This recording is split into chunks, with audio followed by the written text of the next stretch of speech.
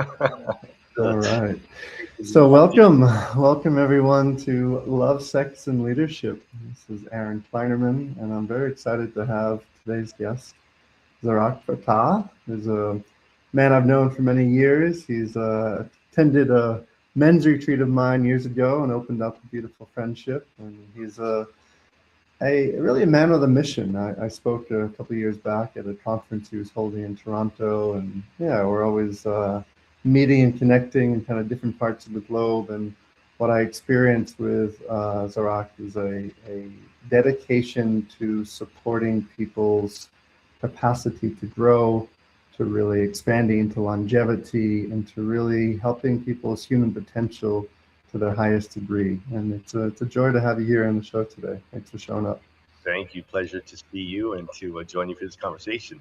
Yeah, for sure. So we're in a new year. It's 2026, yes.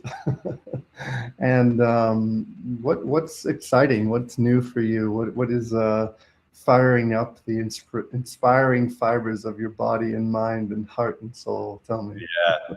Wow. Well, and when you asked me that question earlier, I had to really sit with that because I'm coming out of a 6 month, I don't even know what the word is, maybe a hiatus, let's say. Back in June of last year, I spent a week at Rhythmia in Costa Rica, participated in 4 back-to-back plant medicine ceremonies, and it rocked my world, really. Like, as the medicine will, I thought I'd take a month off just to enjoy Costa Rica. 1 month ended up being 6 months, where I just really took a step back after having such a transformational experience, just asking myself, who am I?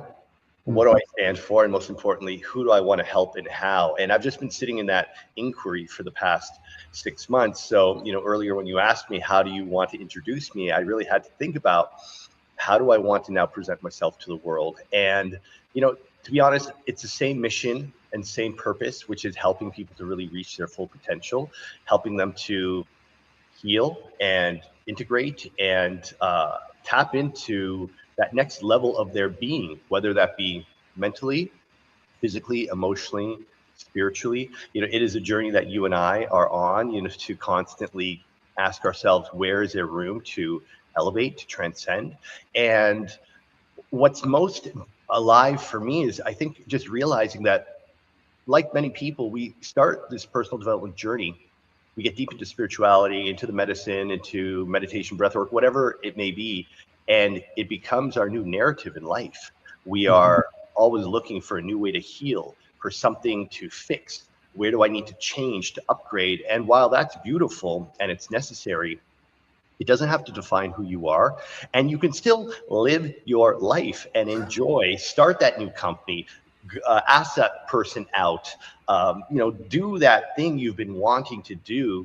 Don't wait until, oh, I just got to do this and that and fix this and then I'll be ready. No, you're ready when you say yes and you step in. So for me, it's about recognizing, where have I been playing small because I'm not ready yet and there's something to fix. And then also, in my teachings, my coachings, my programs, yes, talking about the pain and the shadow work and all of the trauma from the past is important, but it doesn't have to define you. It's a part of your journey, because as you know, as you heal and as you overcome something, you peel back a layer, you realize, oh my God, there's all this other shit in here I need to work on too. So you're never going to be fully healed, and there's never going to be a time where you're, okay, I'm done with the work and now I'm ready. It is a process to integrate what you're learning throughout the process, to integrate what you're learning on a day-to-day basis and just continue to evolve. So now I'm taking a look at my coaching process, my retreats, my programs, and all that I offer. And I guess reformatting in a way to say, yes, you can do the personal development work,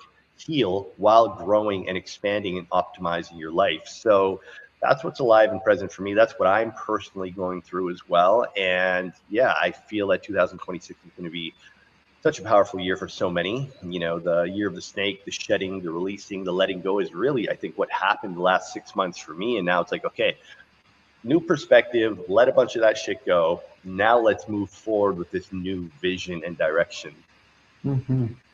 Yeah, I love this. And really what I hear you sharing is the kind of rabbit hole a lot of people end up when they go on the healing journey. It's like everything becomes part of the healing, which is beautiful. It's great to have that mindset. I remember when I first was living in LA in my mid-20s and studying and doing my master's degree, and was just fully immersed in self-development. Everything was workshops and da da da. And then I would go back and visit family in Boston, and they'd be like, there's a life outside self-development. You know that, Yeah. right? Yeah. But while you're in And it, while you're in it, you just don't realize that you've completely immersed yourself and you've almost disconnected from reality in a way.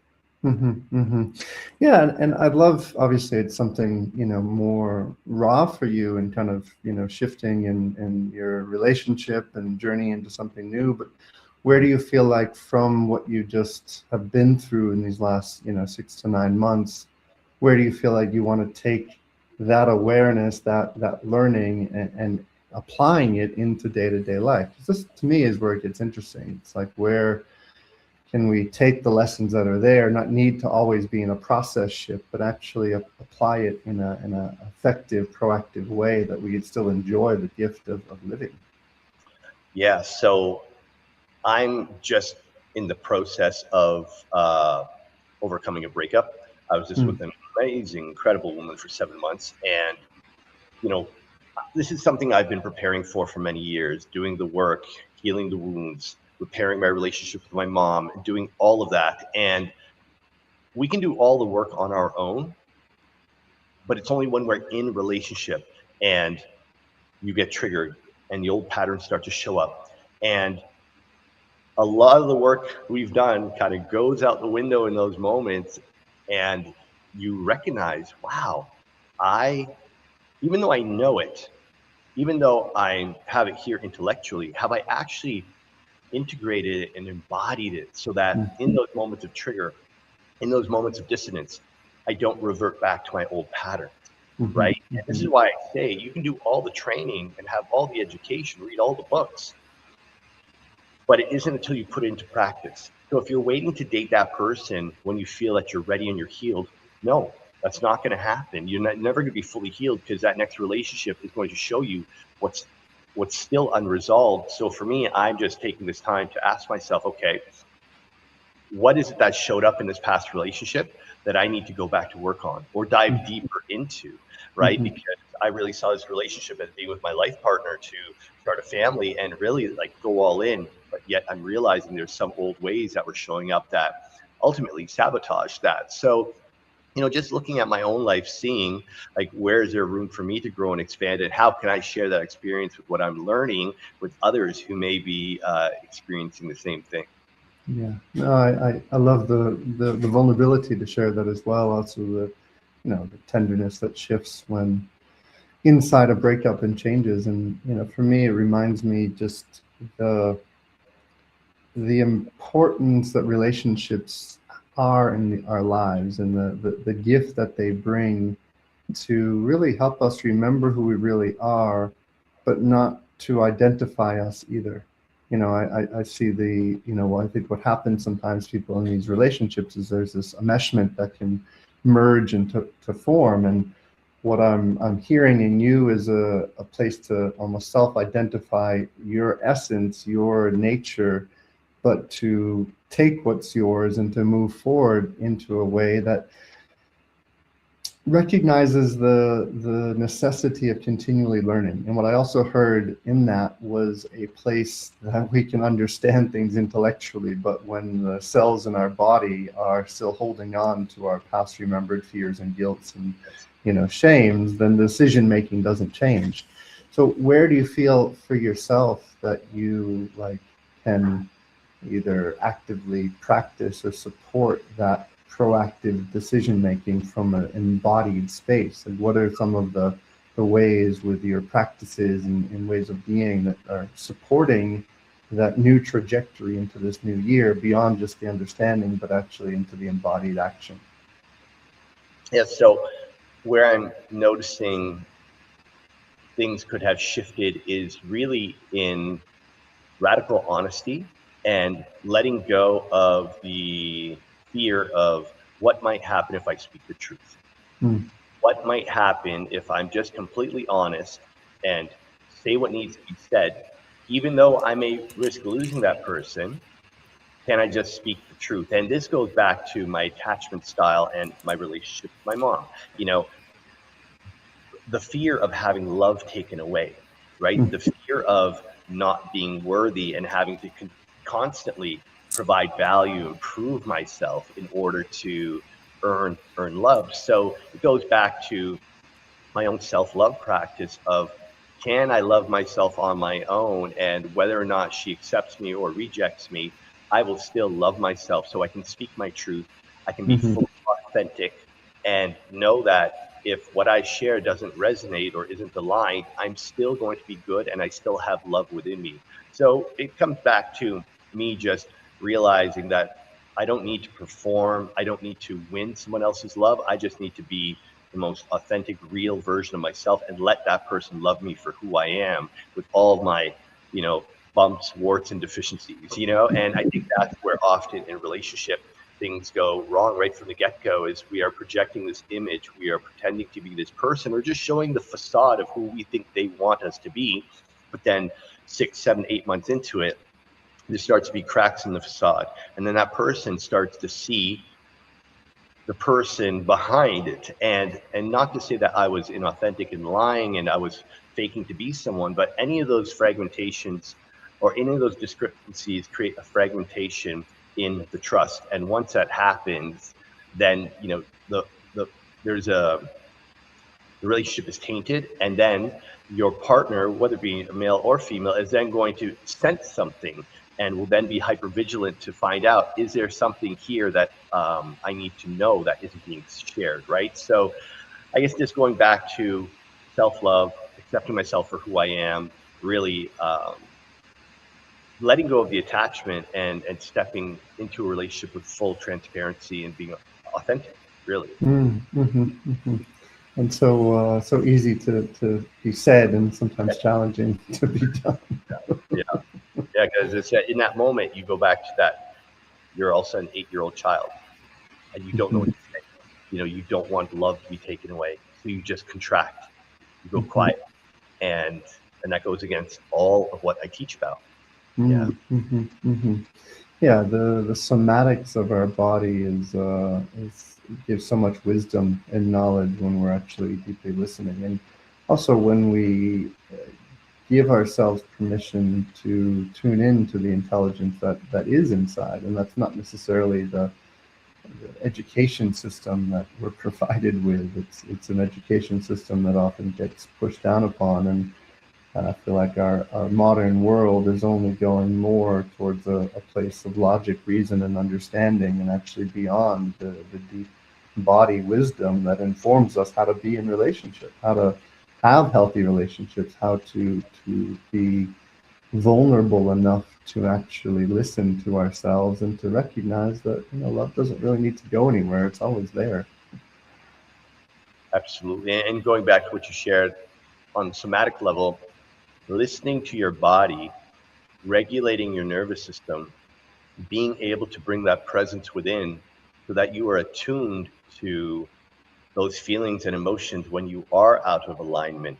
Because every time I wasn't fully honest with her, I Mm-hmm. felt it in my body and she felt it. Mm-hmm. And Mm-hmm. my words weren't aligning with my energy, and she could sense that. And even though I knew to say all the right things, there was an inner knowing that she had. Mm-hmm. And if I had tuned into my body, if I had been more present, if I had really connected to my authentic essence, I would have had the courage to just say what needed to be said, Mm-hmm. regardless of Mm-hmm. the outcome. So I think that listening to the body, feeling into what isn't aligned, and then regulating in whatever way you know how, and in whatever way it needs to happen. Yeah, and I'd love to actually explore this even deeper because what I see happen a lot of times in relationships, there's a fear of speaking the truth because of fear of losing love. Yes. And I remember in my last partnership before my current partner who I now have a baby with, like I remember with her, I could feel in my body the part that didn't want to have children with her, that didn't want to take that path, but yet I noticed this part in my mind and knew the right things to say and communicate and to be the good partner and to be the good tantra man. But there was a discrepancy. There was a place in between that wasn't in alignment, and it was so difficult, but yet freeing to actually share what I needed to share, because then that the reality of our relating could actually fall away from what we thought it could be. And from that, I actually fell into a deeper partnership and relating where I'm at now. I'd love to connect these dots between like this connection to love and relationship and how it pertains to our, like, the longevity of our body. You know, Sure. you're you know, a middle-aged man in good shape and taking care of yourself, and you know, young and vital, and a lot of people aren't doing that. And where is this connection, and where do you feel like is the key for you in keeping that vitality? Because a lot of people want that, and Yeah. they want to be able to have the relationships, they want it to be able to listen to the body and to attune to it. And where is both like your grace with that, the pieces that you bring in really well, and where are some of your own learning edges around that longevity piece? Yeah, such a great question. So, a big part of life longevity is identifying where am I feeling guilt and shame in my life? Hmm. Because guilt and shame are the lowest vibrational emotions. Guilt and shame is at the bottom of the spectrum. And if you're familiar with Dr. David Hawkins' map of consciousness, right down at the bottom, shame is the lowest frequency, because back in the tribal days, if you shamed the tribe and you got kicked out, that equated to death. Hmm. Hmm. Because without the tribe, some animal is going to eat you out there in the jungle. So, understanding where you're harboring any of those low vibration emotions, and often it's on a subconscious level. It's something we did in a past relationship, someone we never apologized to. Maybe we had, screwed someone on a business deal. That guilt and shame, unless it's identified, felt, and processed, the energy, the frequency of those emotions lives in the body. And my belief is that's what makes us sick. I believe that cancer and many other diseases are essentially blocked energy in the body of a low vibration that is contaminating other parts of the body, right? Hmm. What is Hmm. cancer? Cancer are cells that have gone rogue. They've changed their frequency. And like a rotten strawberry in a basket, that one fruit will contaminate the entire bundle, right? So Hmm. Hmm. part of the work that I do with my clients is help them to recognize in your relationships, in your finances, in your health, in your personal friendships, where are you feeling any guilt, shame, anger, frustration, resentment? Where can you bring your awareness to heal those situations so that you can transmute going from guilt to gratitude, from feeling shame to inspiration or joy? So a lot of people are doing the peptides, they're doing the keto diets, they're fasting, they're doing all the things to upgrade the hardware, right? However, just like this MacBook I'm using, I can have the newest hardware, the newest device, but if I'm running old software, that device is only going to perform to the level of the software. So when you upgrade the software, when you change your beliefs, when you fragment the hard drive and you get out the viruses and the old programs, and you're able to upgrade the software, the hardware will perform at higher levels. So Hmm. it's absolutely essential that if you are going to improve your health, if you want to live a longer life, you also have to do the inner work to clear out the emotional and the mental body, because we're so focused on the physical body, but there's the identity body, the emotional body, and the mental body. And that can only be worked on through doing your deep personal development work, through spirituality, through faith, whatever that may be. So that's why I take a real 360 and holistic approach to it, because look, a lot of people, they have trouble losing weight because their body's pumping out cortisol. They're so stressed, Hmm. or they're holding on to some real guilt, shame, or anger. So their body is storing that fat and they just can't seem to lose the weight. So there is a definite correlation between your emotional and energetic state, and your physical well-being. And what I, often hear in this world of longevity is this, phrase of biohacking, biohacking this and biohacking that. And I relate so much to what you're sharing, because that's, so much the core of how I'm working with people and showing up in this way. And it almost seems like so much of the world of medicine and biohacking misses this key core principle, Yeah. that actually to live a long life means a life where we're free of all of these layers of shame and fear and guilt and all of our, baggage, emotional baggage. So where is the emotional biohacking? Why why isn't that there? Tell me.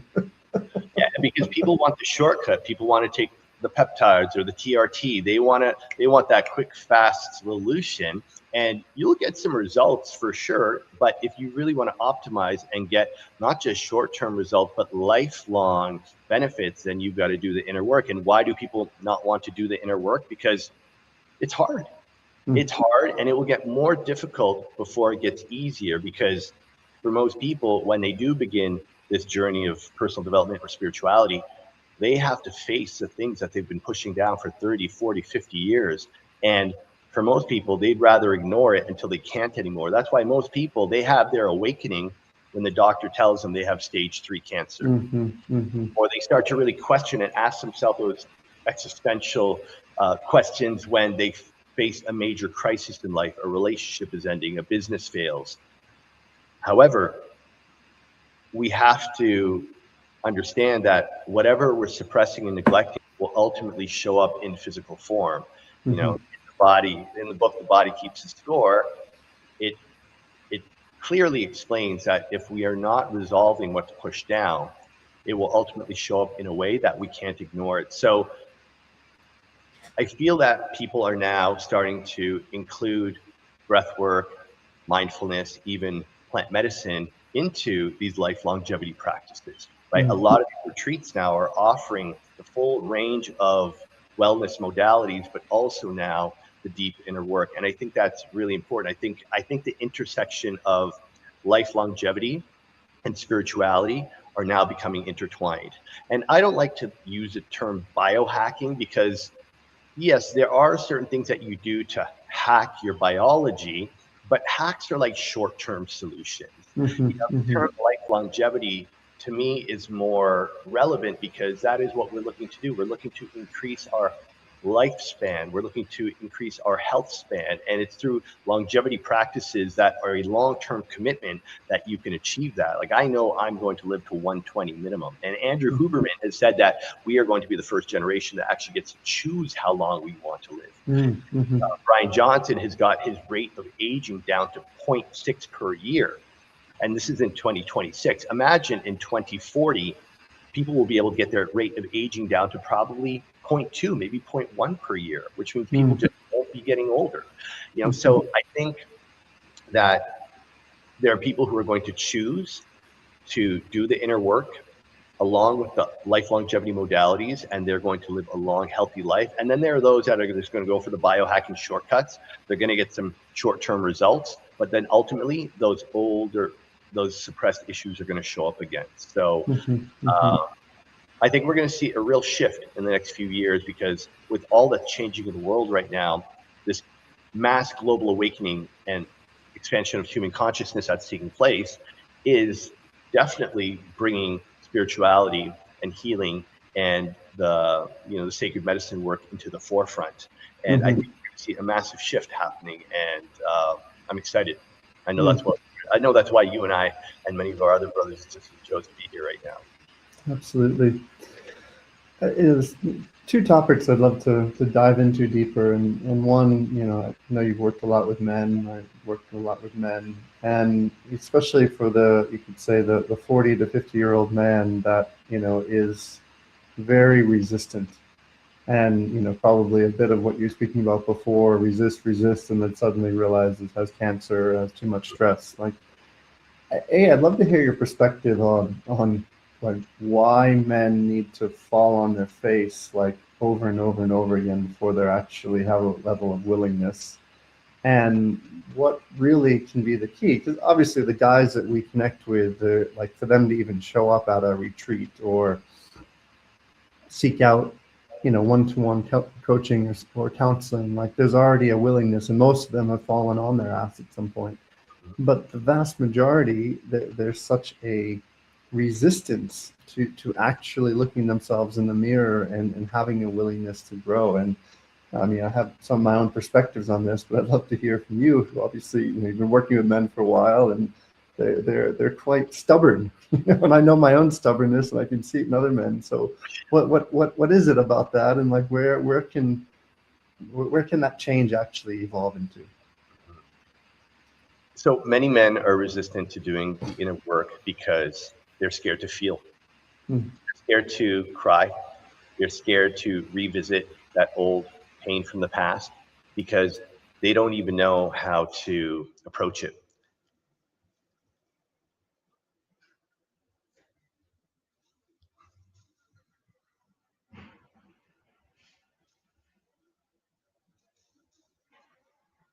Hey, Aaron, I don't know if you could hear me, but you've gone dead here.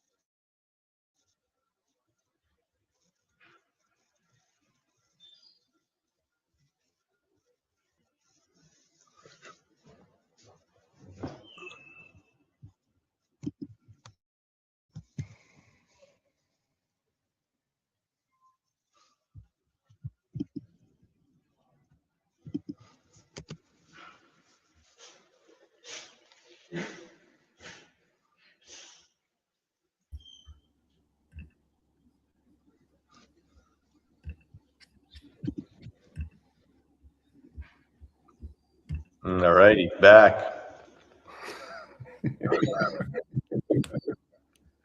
Good times.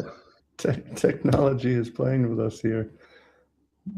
Believe we're still live as well, so we'll keep going, and we'll clean that up after. Yeah, no worries. I don't know Okay. what that was. Yeah, no problem. Yeah, so I'll just start with why men are resistant to doing the work. Yes, perfect. Yeah, so men are resistant to doing the work, even though they may be spiritually curious, because they don't want to be seen being vulnerable. They don't want to cry, especially in front of other men, because many of us are brought up being told, "Don't be a pussy, don't cry, nobody wants to hear your problems, just tough it out," right? Hmm. And Hmm. they don't even know how to connect to their emotions. They don't know how to express themselves. They don't feel safe to do so because they were never shown that from their parents. They never saw that modeled from their father. You know, a lot of the men I work with are in their 40s and 50s, and they grew up with parents who came from, overseas, and they grew up with fathers who never spoke to them, who never asked them about their feelings. They just never felt safe to open up and share. And a lot of men at that middle age point, they're realizing, okay, I went to school, I got good grades, got a great job, made money, got married, had kids, own a nice house. I have all the things that are supposed to make me happy, but I'm not. I'm angry, I'm frustrated, I'm disappointed, I'm lonely, I'm depressed, and they don't know what to do with that. So what do? Start drinking, drugs, cheating, gambling. They start exploring vices to help numb the pain. And This is why I said earlier that often it has to be some catastrophic event that disrupts their life, that they take a step back and realize, I can't go on like this. I'm either going to lose my marriage, lose my business, or lose my life. And and unfortunately, it has to get to that point where someone really chooses to do this work with full commitment, because it's not easy. It's not for the faint of heart. You're going to have to face some heavy, dark shit to get to the other side. But it's the best work that a man could ever choose to do, because when we do that inner work and we elevate our consciousness, when we become a better leader for our wife, our kids, for our community, that is when we tap into our true purpose in life. And that's when everything just becomes so much richer and more fulfilling. And that is the mission that I'm committed to, just helping men to realize that it's safe and it's okay to talk about your feelings, to cry, to yell, to scream, whatever you need to do. You know, as I've done on your retreat, as have invited us all to do, is just to really look at ourselves with love and compassion and feel safe to share in front of other brothers. And that's one of the biggest breakthrough experiences I had at your men's initiation retreat, was allowing myself to be seen in front of other men and allow them to hold space for me. Because being bullied and getting picked on as a young child by other boys, not getting picked to play on sports teams, not feeling included, I was very resistant to opening up and sharing in front of men. And your retreat and that experience really helped me to open up and let go of that old story that I had been carrying for 40 plus years. And through that work, I'm now able to hold space for other men as they share and open up and allow themselves to be vulnerable. So I feel that men's work now is becoming more accepted. I also feel that there's many different ways to do the work now. You don't have to go to some kumbaya retreat or drink ayahuasca in the jungle. There are men's groups that are happening in every city. There are different ways to do personal development. It doesn't have to be all like yoga and kundalini and breath work and trauma, shadow work and all that. There's many different ways you can dive deep within yourself. And yeah, you're going to cry, and yeah, you're going to face some darkness, but on the other side of that is your life at a whole new level. And that is what I see happening in many communities now. And it's what the world needs, because there's a lot of hurt little boys and older male bodies that are making very poor choices for the planet, rooted in pain, shame, guilt, and suffering. And I believe that when the masculine really creates that balance within himself, allowing himself to be seen and heard and healed, we're going to see a massive shift on the planet, because the feminine then will feel more safe to be in her divine flow and essence. And that balance of the masculine and feminine is what is truly going to create heaven on earth. Absolutely. Yeah, thank you for that. Yeah, one of the pieces I'd love to explore more around this place of men waking up is, around the subject as well as of the myth of healing. I see a lot of men who come into this field of healing, and then they end up sitting with, ayahuasca every weekend and doing mushroom ceremonies, every other day. And it's beautiful and expansive, and you're connecting to the divine, you're connecting to these other, parts and doing healing work. And now even there's so much more, almost medicinal places where people can have therapeutic enhanced, medicine journeys. And I think it's beautiful. And I'd love to hear your perspectives on the connecting this dot between where I see men who are going to do the work. And I know you've done a fair amount of plant medicine. Sounds like you had a pretty big journey last year that kind of cracked you open. But where is this line between when plant medicine becomes just another addictive thing that people are doing, and where it's actually a powerful modality that's making a tangible, integrative change in someone's life? This is a line I'm always kind of observing and seeing. And I've had potent plant medicine journeys that have really cracked me. And I've also come to a point in my own life where I generally say no at this point to invitations just as it's not in resonance in my body. I don't have anything against plant medicine. I'm quite grateful for the deep moments it's opened me. And I know it sounds like the same for you, but I'd love to hear your perspective on this dance of where plant medicine's beneficial, where those especially male bodies who are almost addicted to the healing nature of it, and where can the change or the shift, where's the healthy relationship with it moving forward? Sure. Yeah, very important topic because I see this happening a lot after living in Costa Rica for 5 years and spending time in Tulum. I feel that people are using plant medicine to escape. Mm. Yes, of course, it provides massive insights and a breakthrough and can bring things into consciousness that you were completely oblivious to. And that's really, really important. However, what do you now do with that information?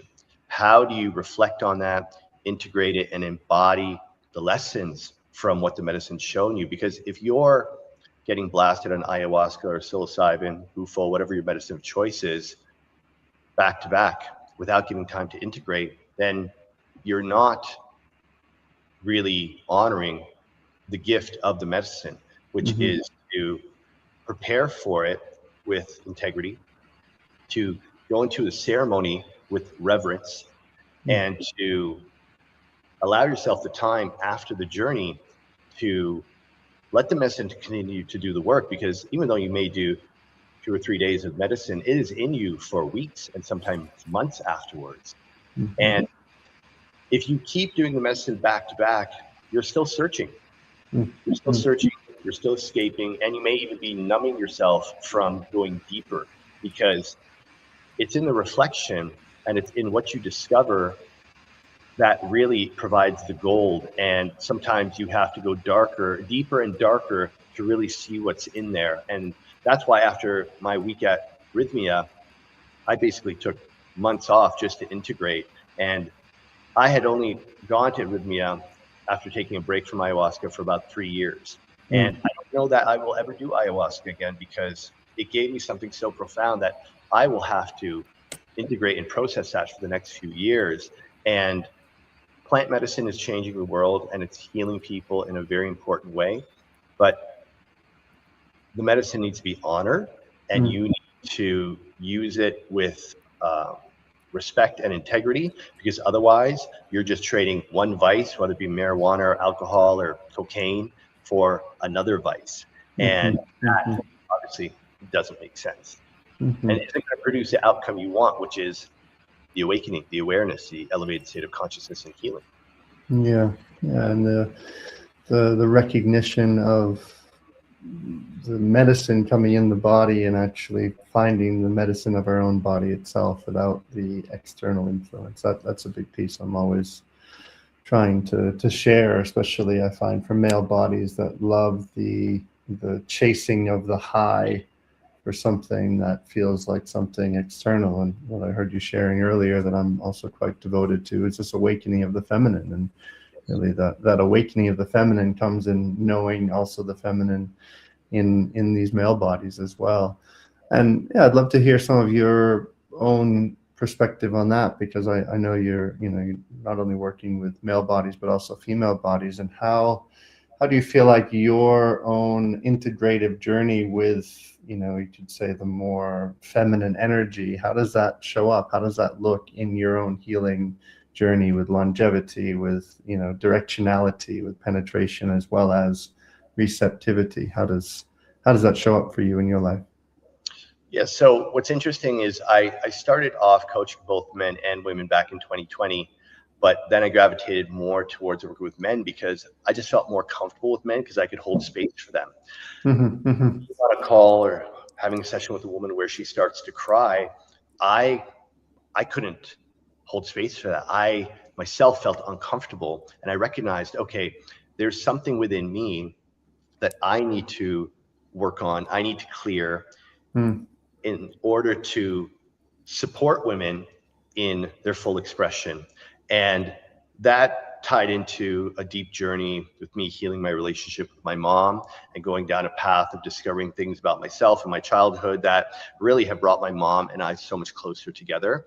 And I feel that in healing my relationship with my mom, I've been able to call in and meet some amazing women and meet them in their feminine.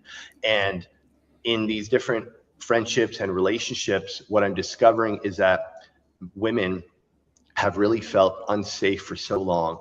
Women do not trust men. Women feel very guarded and are scared to open up and share. And there's definitely an imbalance in how many women are in the work versus men. And listening to what women need and being able to share that with my male clients who are married or men who are looking to be in a relationship or get into this work, I'm able to share the perspective that women feel safe to open up and tell me about. And that's been really, really helpful, because then I could also reciprocate and let these women know how men are feeling, and also why men do this. I don't want to say stupid things we do, but as men, we are unconscious, we are ignorant, we are unintentional at times, and not always in a malicious way, but in a way that we just don't know any better. As I reflect on my past relationship and I can see the mistakes I made, it was just my 8-year-old child who didn't feel safe telling the truth, who didn't want love taken away, that was showing up. And I think that women, they can choose to have compassion for men, understanding that we are really just trying to catch up to where they are. We are still learning how to express ourselves, how to open up and feel safe, to be vulnerable. And I think that going back to what's happening on the planet right now, I think we're going to see a major shift in consciousness and the masculine and feminine balance. And to all the women listening, I will say that know that we are trying, and know that there are men that are waking up and willing to do the work. And please be patient. Please be compassionate. Please be open and understanding, knowing that we are just learning how to speak about our feelings. And we need to be encouraged and we need to be supported and not be criticized for it, because we are just trying to catch up to the feminine. We are learning how to open up and connect to our emotions and put words to that. So we are trying. There's a lot of amazing men out there doing the work, and just the feminine is the key to us elevating ourselves. So I ask that the women just have compassion and patience and grace for us as we try to become better men. For sure, for sure. Oh, I love that. Thank you. I was just working, one of the couples I'm working with, and we were in a session the other day, and they're in this journey of bringing a child into the world, and I basically turned to her in a communication of, like, you bringing a child into this man's life is the greatest gift that can ever be there, and like, your capacity to actually receive the love that wants to exude from this man's heart is part of that. Because and I felt this with my own partner, like, just an hour before this call, just holding my son in my arms and just seeing the joy in his smile, and So feeling that love is just it's and that's a gift that's I don't have in this male body, and just to be able to show up in such reverence and honoring and appreciation for this gift of life that comes through the feminine and female body is a remarkable part of being human, and deeply grateful for that.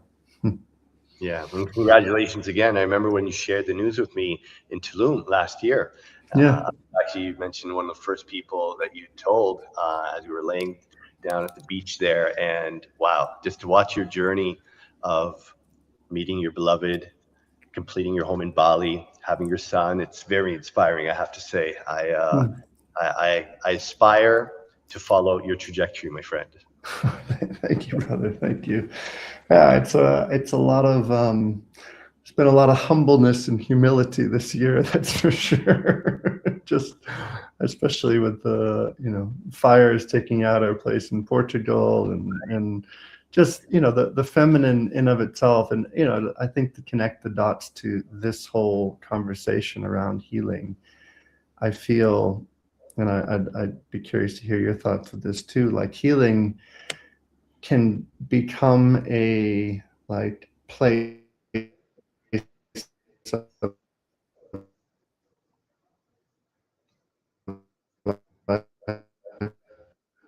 to do step A plus B plus C to get sort of into the feminine and being in deep letting go to the mystery of life itself.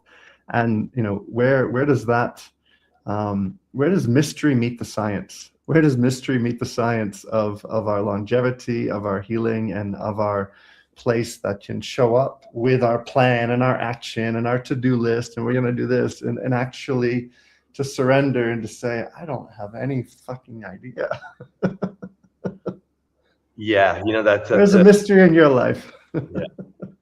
yeah. Yeah, lately I've been diving deeper into understanding the concept of manifestation. What does that actually, how does the quantum field respond to us?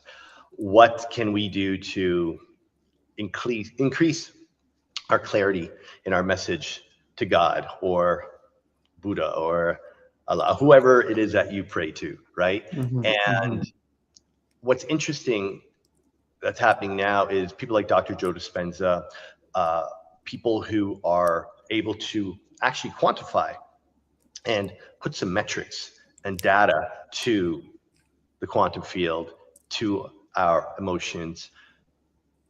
The process of manifestation is now being explained in a scientific way as people are realizing that consciousness is a real tangible thing, and that our conscious awareness has the ability to affect energy waves.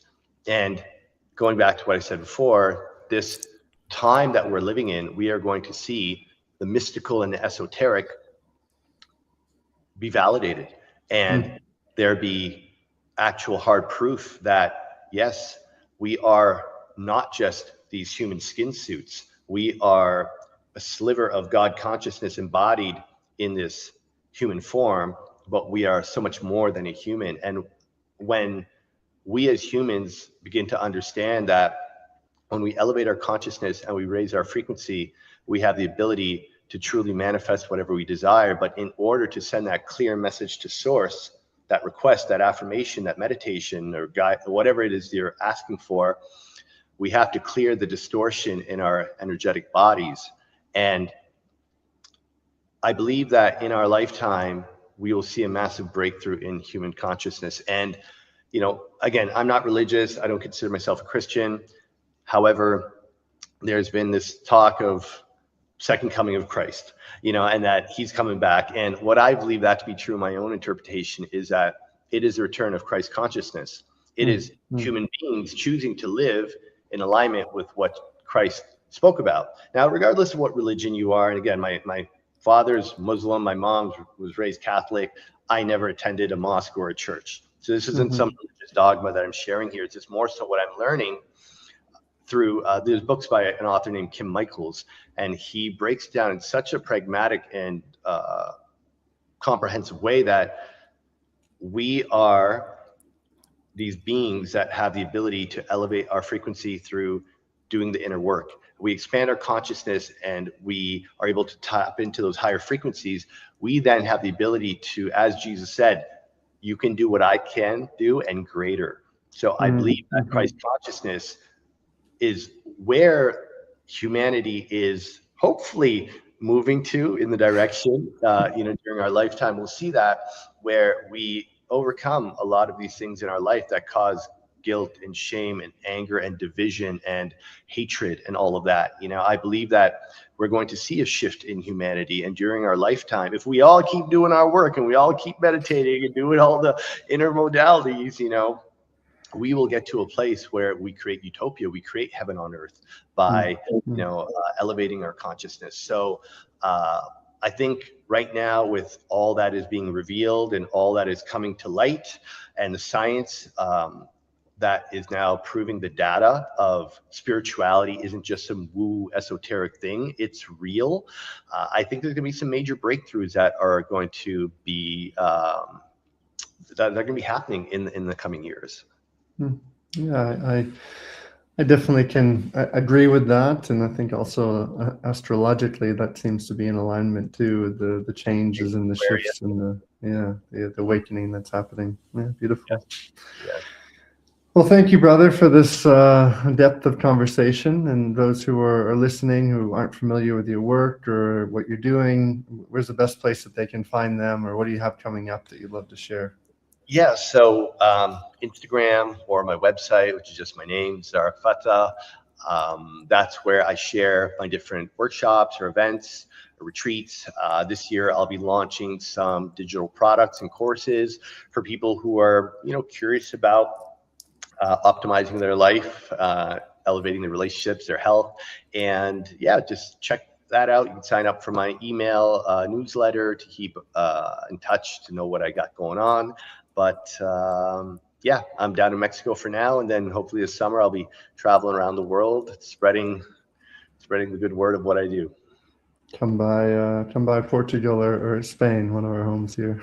Absolutely, Portugal is definitely on my list to come back to. Amazing. Thank you for your time. Thank you for your dedication and service to this, you could say, great awakening, or just the commitment you have both to your own inner growth as well as supporting others. It's really beautiful to witness and just see your growth and development through the years, and very grateful to have a friend and brother like you in my life. Appreciate you. Thank you, my man. Appreciate you as well. Thanks for having me. Absolutely. Those of you who are just tuning in, you can check out more episodes of Love, Sex, and Leadership. Releasing one just about every other week. So find us out on YouTube or Instagram under my name as well, Aaron Kleinerman, the Soul Navigator. Have a beautiful day and see you next time. Thank you.